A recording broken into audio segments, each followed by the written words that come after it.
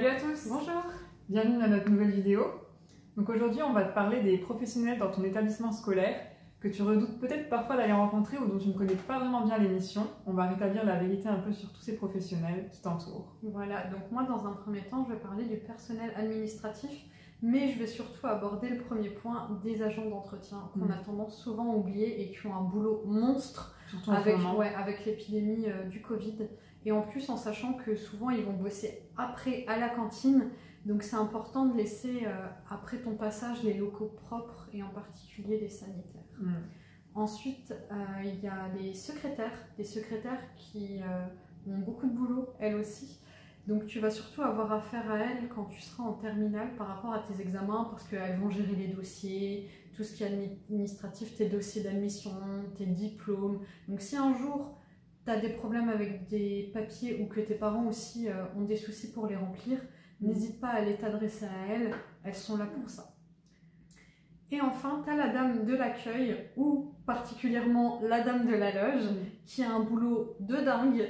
Un poste hyper difficile. Ouais, c'est ça, parce qu'en fait, elle est en première ligne, et elle a tous les appels, elle a toutes les personnes qui se présentent à l'accueil. Quand c'est les réunions parents-prof, je vous dis pas le boulot qu'elle a. Donc souvent, en fait, ce qui est très simple pour aller la voir, c'est lui dire bonjour, et de la voir avec un petit sourire, ça fait toujours plaisir. C'est ça.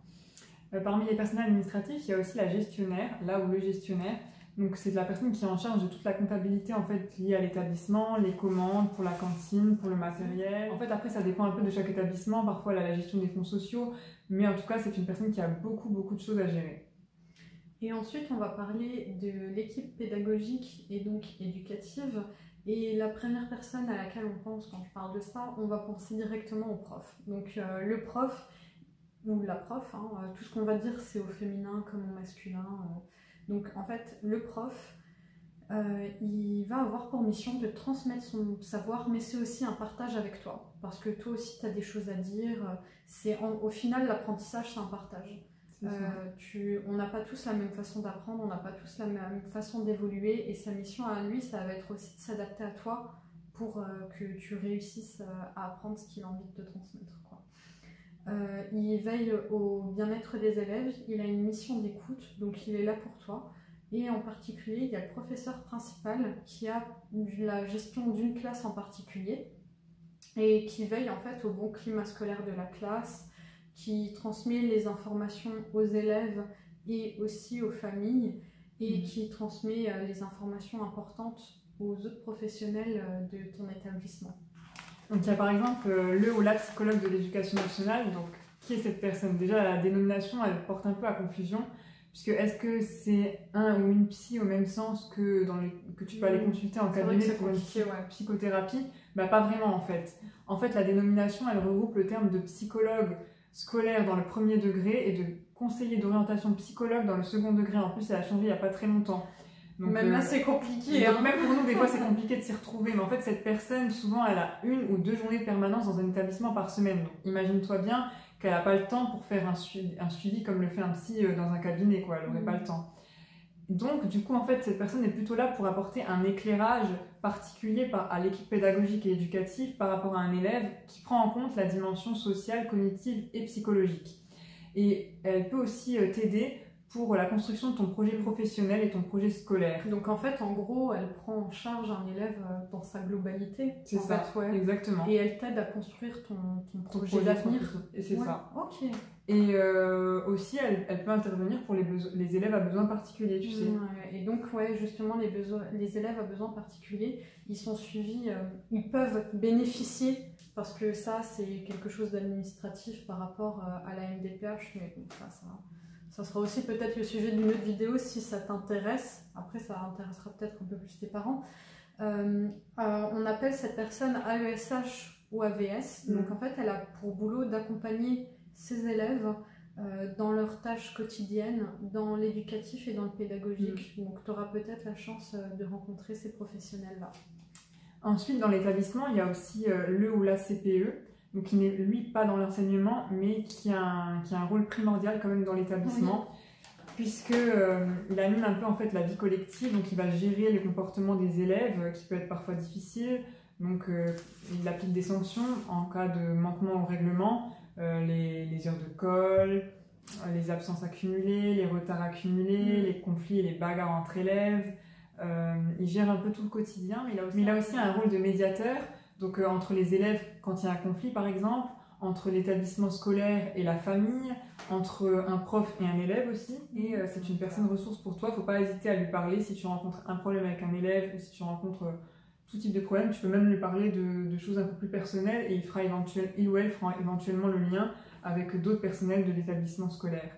Et il peut arriver aussi qu'il soit secondé par un ou une assistante de prévention sécurité. Donc ça, il n'y en a pas dans tous les établissements, parce que toi, par exemple, tu ne connaissais pas quand je t'en avais parlé. Parce que moi, je suis sur 2 établissements, donc du coup, dans mon autre établissement, le collège dans lequel je travaille, il y a aussi une assistante de prévention sécurité, donc qui fait sensiblement le même métier que le CPE, en fait. Hein. Elle va gérer tout ce qui est absence, retard, conflit entre élèves, pour un peu le seconder. Et ils font partie de ce qu'on appelle l'équipe vie scolaire avec les AED. Et donc, dans cette équipe vie scolaire, et comme l'a dit, les AED, peut-être que tu le connais un peu plus sous le nom de pion ou de surveillant. Et en fait, il a pour rôle justement de surveiller. Ça va être lui qui va gérer les heures de permanence. Il va aussi peut-être être là pour surveiller les heures de colle. Bon, je te souhaite pas de le rencontrer à ce moment-là. Il est là pour surveiller les récréations, pour gérer aussi tes absences. C'est lui qui appellera tes parents si tu es absent. Tes retards. Donc, dans ces AED, tu as toutes les tranches d'âge. Mais si tu te sens assez en confiance avec un de ces professionnels-là, il est aussi là pour t'écouter et faire le lien avec d'autres professionnels. Et ensuite, donc, des professionnels que tu redoutes peut-être un peu plus d'aller rencontrer, qui font peut-être un peu plus peur, c'est le principal ou la principale et son adjoint. Moi, j'avoue, j'en avais peur. Enfin, avant. Oui, quand on le voyait, le principal. C'est aussi son rôle. Hein. Ah oui, d'avoir l'autorité, ouais. Donc je vais rien t'apprendre si je te dis que le principal ou le proviseur, ça va dépendre en fait si c'est collège ou lycée. C'est le directeur de l'établissement. Donc c'est lui qui anime et dirige l'équipe éducative et pédagogique en place, qui veille au bon fonctionnement de l'établissement, qui veille au respect en fait du règlement intérieur. Donc effectivement, cette personne peut prendre des sanctions quand c'est nécessaire, mais elle n'est pas là uniquement pour ça. C'est-à-dire que cette personne est aussi là pour t'écouter, au même titre que d'autres professionnels qu'on a cités auparavant. Après, bien sûr, il ne s'agit peut-être pas d'aller la déranger toutes les 5 minutes pour tout et n'importe quoi. Il faut peut-être déjà au préalable aller voir d'autres professionnels qu'on a pu citer auparavant. Mais en tout cas, sache que cette personne est aussi là pour t'aider. Oui, au final, il a les yeux un peu partout. C'est ça. Et puis en plus, souvent, il n'est pas forcément, cette personne n'est pas toujours disponible parce qu'il peut arriver qu'elle soit en rendez-vous extérieur avec des partenaires extérieurs. À l'interne également, il y a beaucoup de réunions, beaucoup de choses à gérer. Imagine-toi qu'il doit gérer aussi bien le personnel que les élèves. Donc ça fait quand même beaucoup de monde, surtout quand on est sur comme une cité scolaire, comme on a pu le dire. Donc c'est pour ça que il est secondé par un ou une adjointe. Et lui, cette adjointe a aussi pour mission de seconder le principal, de faire les emplois du temps des professeurs, mais aussi des élèves, de mettre en place des réunions avec les CPE à plusieurs sujets, parce qu'il y a beaucoup de réunions qui sont faites en interne, comme l'a dit Rachel. Et donc, c'est un boulot qui est quand même assez vaste et qui est prenant, mais ils sont toujours là pour toi. C'est ça. Et donc ensuite, on va parler de nous, donc des professionnels de la santé et du social. Donc moi, je vais aborder, c'est normal, un peu plus les missions de l'infirmière éducation nationale, qui viennent du bulletin officiel de 2015. Donc si vous voulez faire des recherches un peu plus approfondies par rapport à ce métier, n'hésitez pas à aller voir sur Internet. Mais je m'excuse d'avance auprès de mes collègues, parce que je ne vais pas pouvoir aller en profondeur, parce qu'il y a beaucoup de choses à dire. Je vais balayer tout ça, mais si il y a un peu plus de questions, ou si d'autres professionnels ont envie de rajouter leur pierre à l'édifice, qui n'hésitent pas. Donc déjà, l'infirmière ou l'infirmier, parce que ça peut être aussi un homme, on a beaucoup de préjugés qui nous collent au dos, quoi. C'est déjà, à chaque fois qu'on me voit, c'est ah, t'es infirmière à l'éducation nationale? T'es pas un peu jeune? Mais qu'est-ce que tu vas foutre là-bas? Ouais, voilà, c'est pour te la couler douce.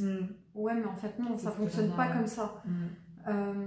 J'ai ma famille, j'ai mes proches qui me disent souvent, ouais, dans tes 2 vidéos, juste 2 vidéos, tu vous dites souvent, ouais, vous êtes jeune, mais je pense que c'est parce qu'on on a eu beaucoup d'étonnement par rapport à ça, du fait qu'on soit jeune. Et ce choix de poste, ouais, ce choix de poste en particulier, ça peut étonner. Donc c'est pour ça que on trouvait toutes les deux que c'était important d'un peu plus étayer nos missions. Parce que même les élèves... Donc ça, c'est pour cette vidéo, c'est aussi pour mes élèves qui me demandaient qu'est-ce que je pouvais bien foutre. Quand tu t'appelais et tu disais elle est encore pas là, l'infirmière. Non, mais c'est pas... On a conscience que vous pouvez avoir des problèmes, des difficultés de santé, mais en fait, vous allez voir qu'on a tellement de missions, et ça, c'est juste un résumé, qu'on doit jongler sur plusieurs choses, mais on est toujours à votre écoute.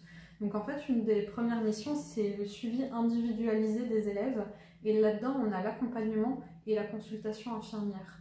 La consultation infirmière, c'est un droit qui nous met en lien avec l'infirmière à l'hôpital, qui date du 4 mars 2002. En fait, c'est un droit des malades. Donc en fait, cette consultation infirmière, c'est un droit que les élèves ont. La consultation infirmière, en fait, on fait une sorte d'anamnèse, donc en fait un historique de ce qui t'amène dans notre bureau pour savoir la source.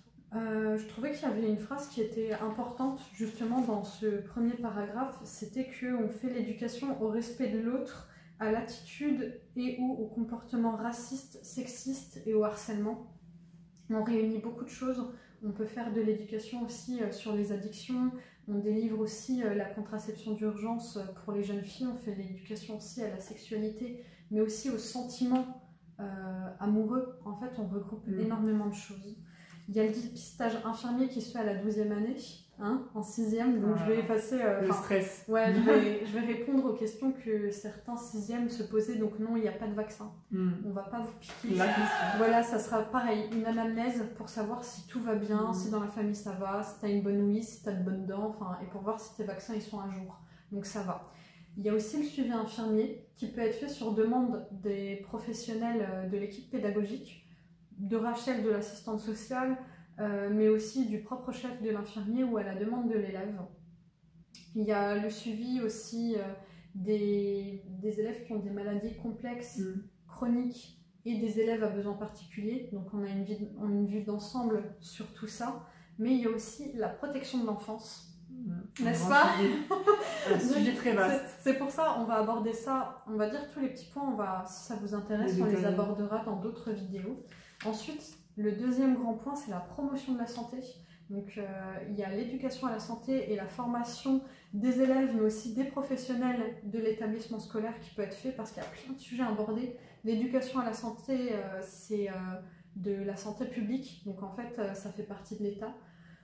C'est encore une fois un grand sujet qu'on peut aborder, mais c'est hyper intéressant. On peut aborder beaucoup de choses, le tabac, les addictions, la sexualité. Ouais, on fait beaucoup de choses.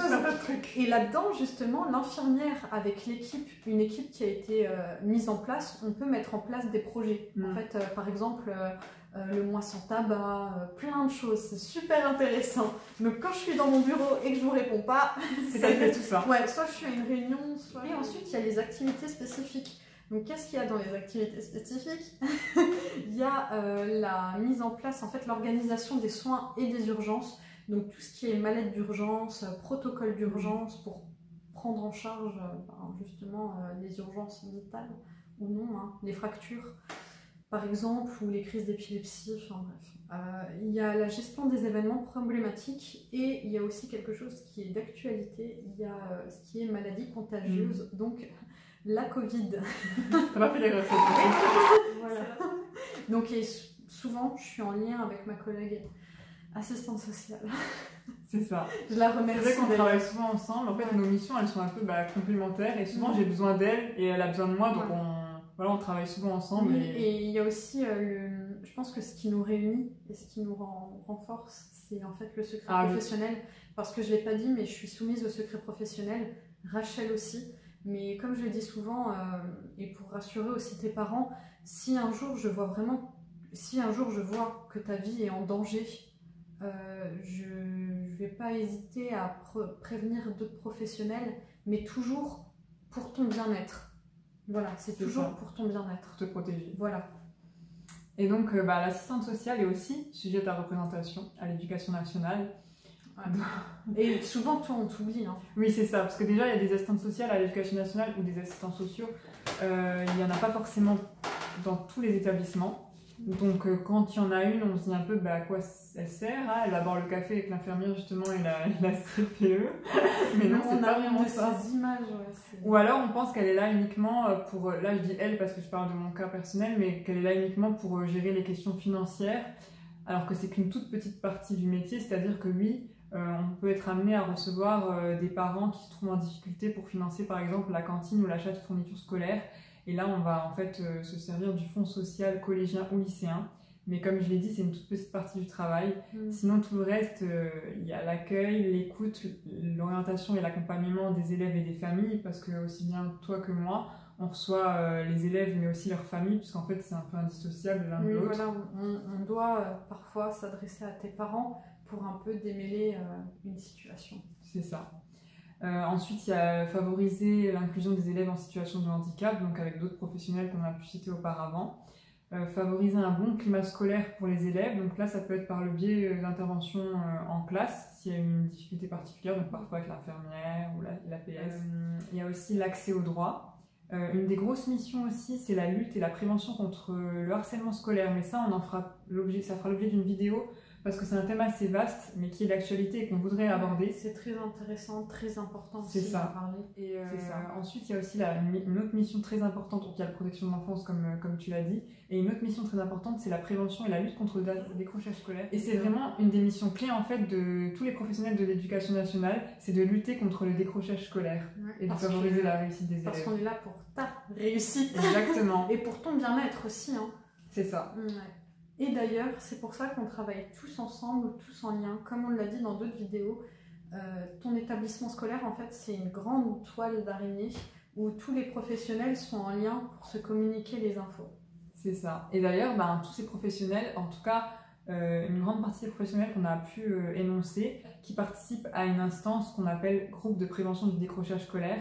Donc c'est en fait une instance qui se réunit pour essayer de résoudre au mieux les situations des élèves en difficulté. Donc c'est bien la preuve en fait que c'est la collaboration de tous les professionnels qu'on t'a présentés qui permettent de résoudre au mieux les situations des élèves. Donc maintenant, tu n'as plus aucune excuse pour ne pas aller rencontrer un professionnel de l'établissement si jamais tu rencontres un problème.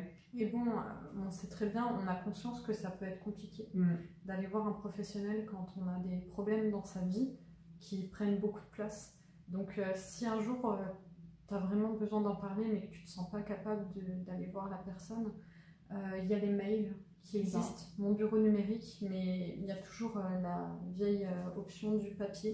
Tu peux toujours écrire une lettre, un mot, la laisser à la dame de la loge pour donner au professionnel que tu as envie de contacter ou juste la glisser sous la porte d'un bureau. On sait que ça peut être compliqué, que tous les établissements scolaires ne se ressemblent pas et donc que tous les professionnels ne se ressemblent pas. Mais il y a toujours une personne bienveillante pour t'écouter, ça j'en doute pas. C'est sûr, parce qu'on est tellement nombreux que, comme l'a dit Rachel, il devrait quand même au moins avoir une personne bienveillante qui pourra t'accueillir, enfin je l'espère, comme tu es, et t'aider au mieux ou te diriger vers un professionnel. C'est ça. Donc on espère que cette vidéo elle t'aura intéressé, qu'elle aura pu aussi aider potentiellement tes parents ou ta famille à s'y retrouver parmi tout ce grand monde. Ouais. Donc, c'est normal d'être perdu un peu au début. C'est sûr, nous aussi on l'a été quand on a été plongé là-dedans, mais on s'y fait. Et si tu as des questions, on reste toujours disponible. Donc tu peux nous contacter soit par mail à notre adresse, soit dans les commentaires. Faut pas hésiter. Ouais, faut vraiment pas hésiter. Donc on te dit à la prochaine. Pour une nouvelle vidéo. Voilà, donc avec toute notre bienveillance. À bientôt. Au revoir.